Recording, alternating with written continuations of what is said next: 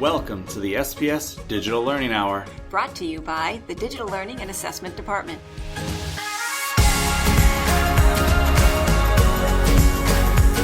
Thanks for joining us today. I'm your host, Mike Thomas. And I'm Suzanne Zargis. We're bringing you the latest news in Springfield Public Schools in regards to technology, along with inspiring interviews from teachers who are using technology in the classroom. We'll also inform you of the latest updates, practices, and news as it pertains to our district. Whether you are new to using technology in the classroom or are a seasoned vet, we are here to help.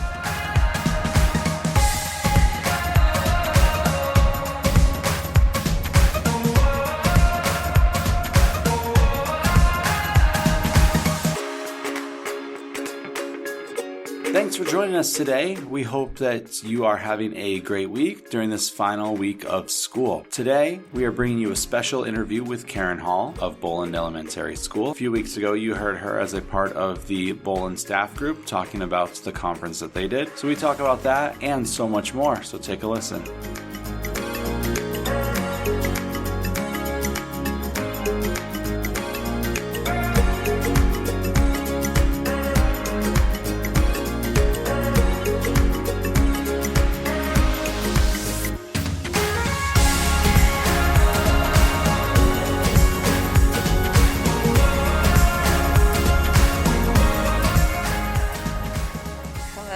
Karen Hall. I'm a fifth grade teacher here at Boland Elementary. I've been teaching in the district for 5 years, and I've been a teacher for 18. Wow, so teaching for 18 years. So in thinking about technology 18 years ago, what was that like being a classroom teacher and at that point maybe using like iMacs, and so what did you use? Well, at the very beginning, we didn't even have TVs in our classroom, no matter any form of technology. So it was really non-existent. When we first started, I think it was probably with an Elmo. That was probably the first piece of real technology we had. Even as a teacher, I didn't even have my own computer.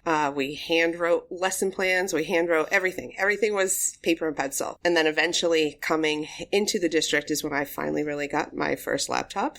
And and then world changed. Yeah, but so I really was very... Transparencies and I just didn't use technology even in my own life. So it was probably about 3 years ago that I put in my seeds, like one of the things I wanted to work on was becoming more aware and using more technology in the classroom. So making it a self goal really motivated me because it was really scary. I did not have any clue how to use it myself, so I was really fearful to show that to the kids. Well, it's awesome that you took that leap and even put it into your own goals. So what was that very first seeds goal like? It was really basic. It was just like incorporate more technology into the lessons. So starting so basic, I really could only go up because I wasn't really using any technology. So beside just using the smart board to project, which really isn't using technology as great as we can. Well, it is using technology, but you're right. It's not as great as we can. And then I think being a fifth grade teacher, the kids are coming in so smart and they know so much that I just had to be vulnerable with them and just be like, hey, show me what you know and show me what you can do. And they love that. They love knowing that they can teach me and teach each other.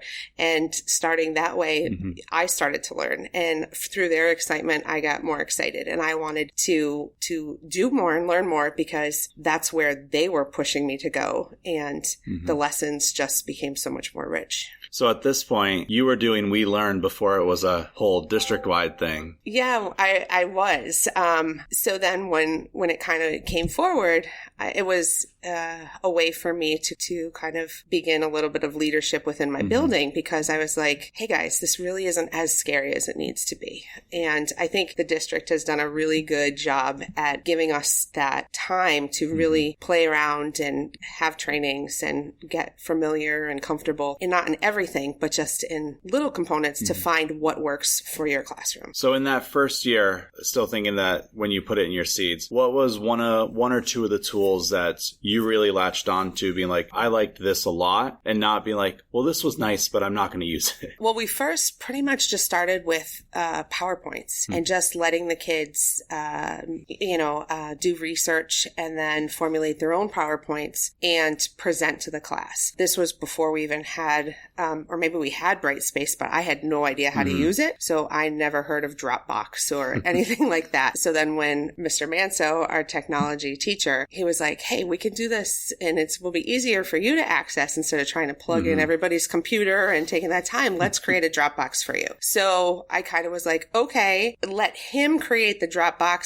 This was the very first year, just do it. And then I very carefully was just able to open it up. And then the year kind of came to a close. So then last year, I'm like, okay, I really need to understand Brightspace better. So then I can create my own Dropbox and what else is out there to create. So with getting to know Brightspace better in that second year, so this would be last year, what things did you do? I started with discussions because I am a Facebooker. That kind of was not scary to me because I kind of thought of it like Facebook. Hey, here's something where it's really just having communication back and forth. So just kind of starting it that way, and the kids loved it because they could, talk to each other and like each other's page, kind of comment, and so that's where we kind of started there.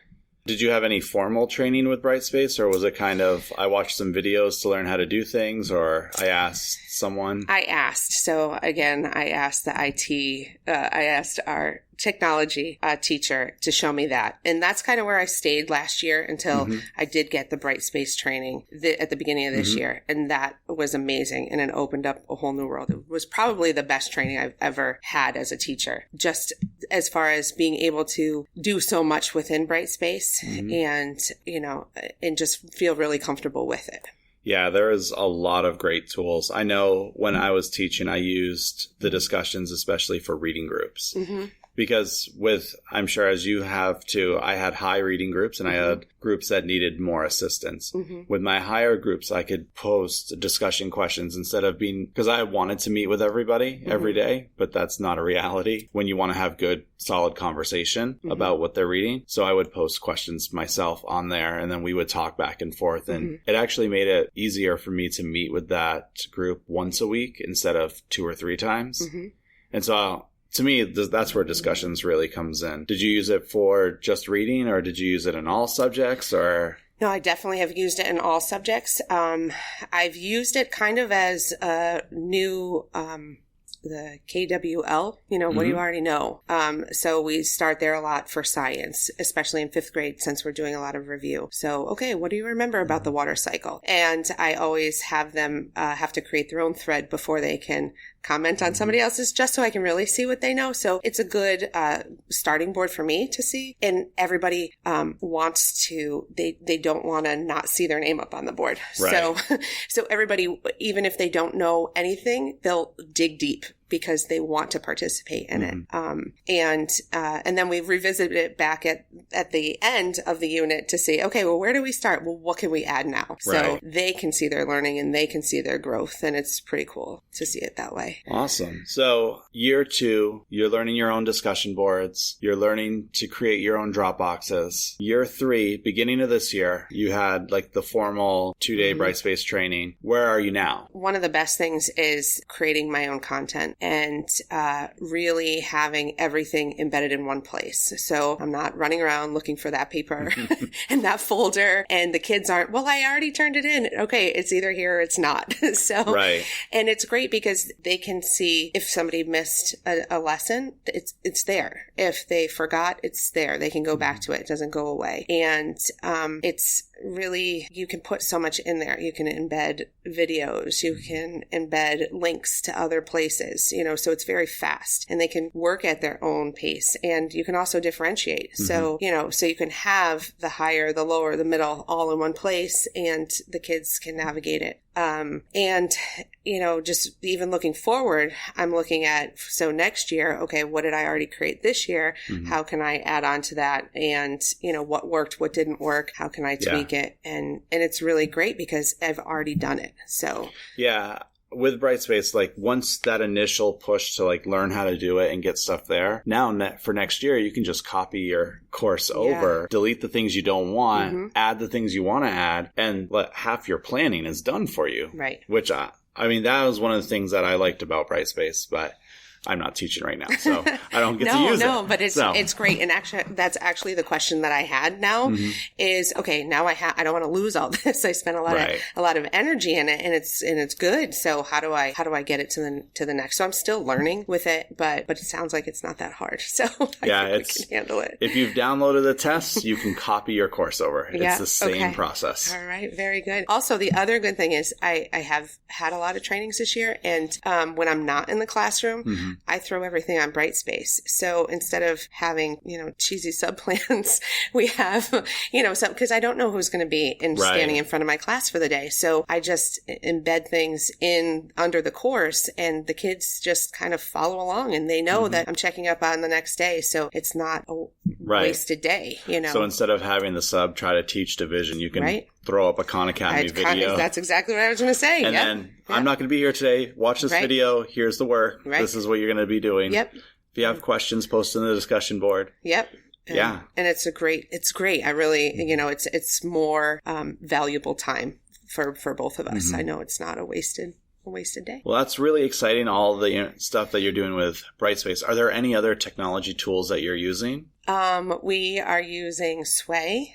That's another way, because the students have become so good at PowerPoints at this point. Mr. Manso introduced that in the computer lab with the kids. So the latest and greatest now is they're doing their sways. We're working on a poetry project right now. So the kids are using some graphics to create some poems, and it's really endless for them. I kind of show them, okay, this is what I'm going to put in a browser. Let's see what we can find. And they're just adding web addresses and letting each other say, oh, check this out.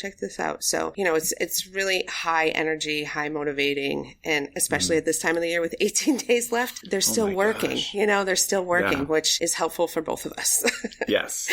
That's awesome. I love Sway.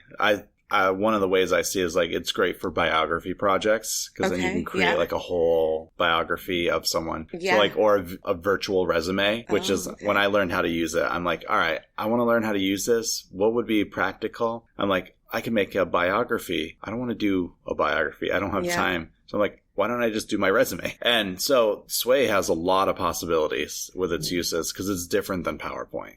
So the interesting thing is I know nothing about Sway, but the kids do. So we're very lucky to have the technology teacher. So they're ahead of me in it, but I'm the facilitator at this point. I'm helping them with their research. And they're also doing a genius hour right now, where they're able to come up with some sort of topic that whether it be a biography or just, a scientific question, that they're going to teach the class one more thing before we leave. So I'm helping them with that piece, but they know how to do a Sway now. So they're going to be showing it that way. And then some of them are better at it than others. So we have, experts. So I'll say, okay, what are you an expert in? And they're like, well, I know how to embed a link. So we'll put their name on the board. We put it on a chart, and the kids know who to go to. So it doesn't all have to fall on me, because I don't have all the answers. Right. And that's a hard thing for teachers to accept, is because that's letting go of some control in the classroom too. Yeah. Being willing to stand in front of, especially fifth graders. I know what that's like, being like, I don't know how this works, but we're going to try it anyways. But I think they're more willing to try new things. And that's what we want them to do. Speaking of trying new things, your school was one of the first that I have heard of that had their own tech conference. During a PD day. What was that like? It was really fun, because we were able to choose our own, what was going to fit best in our classroom. We had, there was many to choose from, maybe 10 different conferences at different times that we were able to cycle in and out of. And the good thing was I was able to be someone in the audience, and then I was also able to be a presenter. So I got the benefits of both sides of it. So one of the things I did show was how I was using Brightspace, and article a day was the other thing that I showed how to do, because it's a free website that has articles that just to give kids more access to more reading, shorter articles. So I held 2 of my own, which helped me in my own leadership and feeling comfortable in my own, technology. Yeah. But then I was able to sit in on others, and I got some great sources and sites and different things that I'm going to be looking at, incorporating. Some I have, and some that I'm going to look at more for next year. And we definitely, I think overall, everybody was like, yes, we definitely need more of that. Well, that's fantastic. So to end today, because I know that we're in the middle of your day and you're going to have students coming back soon. We are. So my final question for those teachers who are, well, for lack of a better term, we'll call them tech averse. They're afraid of technology. Yep. What would you say to them to encourage them to use technology in their classroom? I was you just really 3 years ago. And I still have friends that laugh and they're like, what do you mean you just presented on technology? And they're like, you're the girl who didn't know how to turn on your computer. And just take it slow. Take baby steps. Set yourself small goals that you can reach, and then celebrate those goals. And, look at the kids you have in front of you and see if they can help you, because even I have 2 of my own kids, one's 8 and one's 5, and even my 5-year-old just showed me how to do something on my remote control for my TV, how to show me what the sports teams came up with the scores from last night. I had no idea how to do that. So even my 5-year-old can show me something new. And so just embrace that. Even if you have kindergartners or first graders or even seniors, take what's in front of you, and, don't be afraid to be the student too. Awesome. Thank you for your time. Thank you. And we'll look forward to hearing about your technology growth in the future. Great. Thanks so much.